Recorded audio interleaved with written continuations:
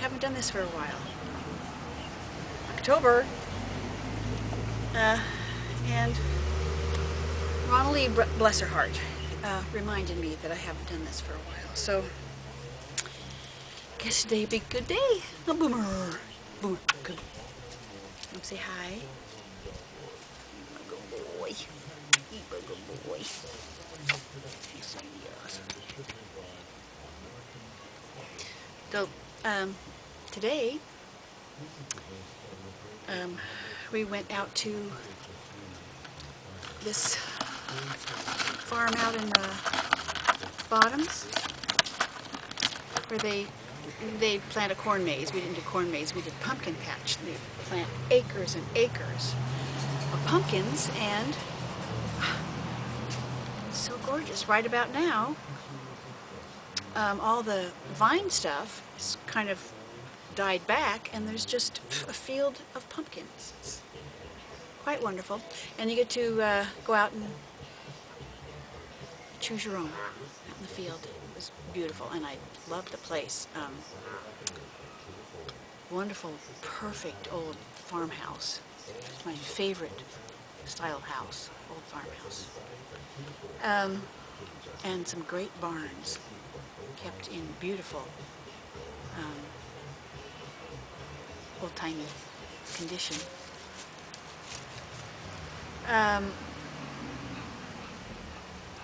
The ghost town Bodie, do you know Bodie up over on 395?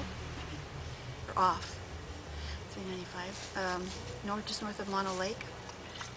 It's an old mining town that had been pretty much a ghost town, I guess. And what the Park Service has done is maintain that in a state of arrested decay. A term I just love. So these old barns are kind of arrested decay. You know, they haven't tried to fix them up and to look new at all.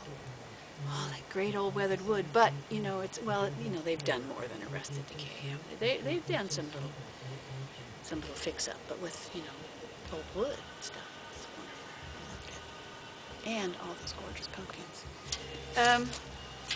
Because I went out with Debbie from across the road, who does the kids' arts and crafts sessions at the art center down the road.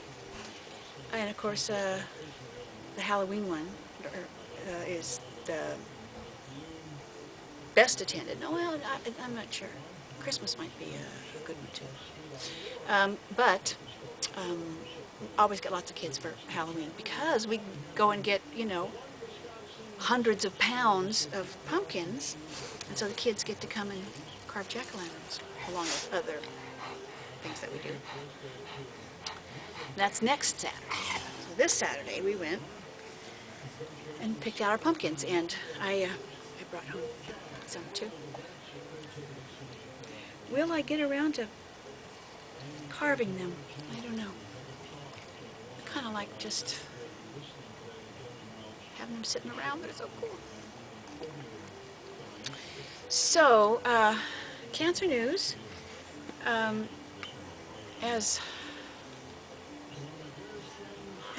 a friend remarked when I kind of told her what I was doing, she said, "Oh, you're taking a break from cancer." And I am taking a break since I got back from Burning Man.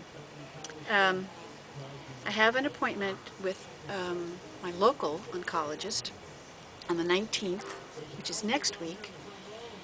That's pretty much 2.5 months, a little over, since my last chemo treatment. Dr. Chen at UCSF had wanted me to get right on entering a vaccine study, and I guess I really didn't want to do that. I guess I wanted to take a break.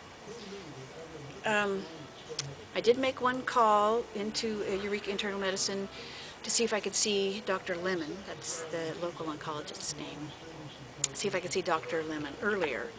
But they didn't get back to me, so I didn't try very hard. I didn't try again, and I kind of assumed that maybe it wasn't going to be easy to make room for me earlier.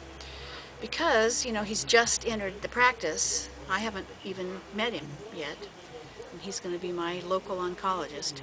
I did leave a message for him and told him that I'd like to discuss with him the vaccine studies, which there are two happening that UCSF is involved in, and Dr. Chan is personally involved in.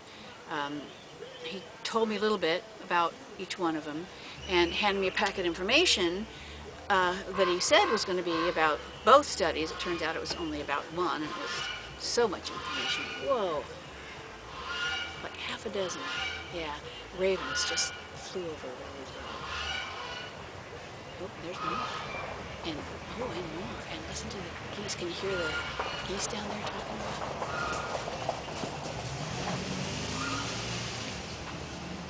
Good, they settled in those trees right there. Hang out for a while. Oh, so the vaccine studies. One of which is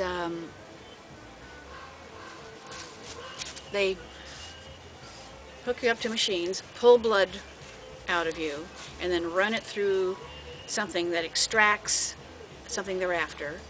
And then they put your blood back in, and then the stuff that they extracted, see, I'm forgetting the terms, it's been weeks and weeks now, and then they take those, into the lab, and they like pump them up, and then they feed them back into your body to act as antibodies to the cancer. And theoretically, because it's using things from your own body, that's the study that Dr. Chan has more faith in. And the other one is using, other substances. He said one's from a tree and one's from a sea urchin, and he didn't remember what tree. And that's the one I don't have the stack of papers explaining about. Anyway, I left a message for Dr. Lemon to see if he knows anything about those two vaccine studies and what he thought, and hoping maybe he'll look up, because he may or may not know about them, and also about the chemicals that occur in the West Haven drinking water, which are a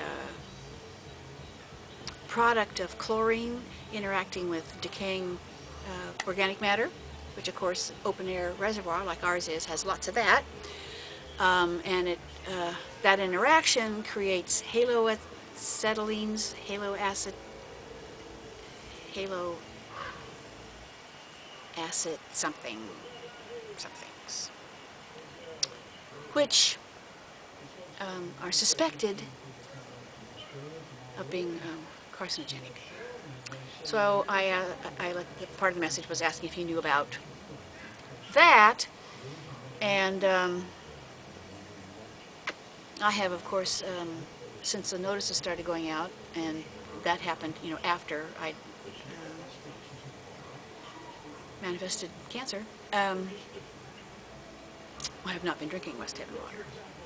I take gallon glass jars to the supermarket and put them in the, the super filtered water vending machine, haul it home. But of course, I soak in it. I take baths, not showers, and so I'm sitting there for half an hour, 45 minutes, soaking up that water. Is that helping prolong this relationship with cancer? I don't know. So anyway, these two vaccine studies, Dr. Chan says, with this particular cancer, they're not even saying that they're hoping to find a way to cure the cancer. They're hoping to find a way to make the remissions longer. So do they still get to call it a vaccine?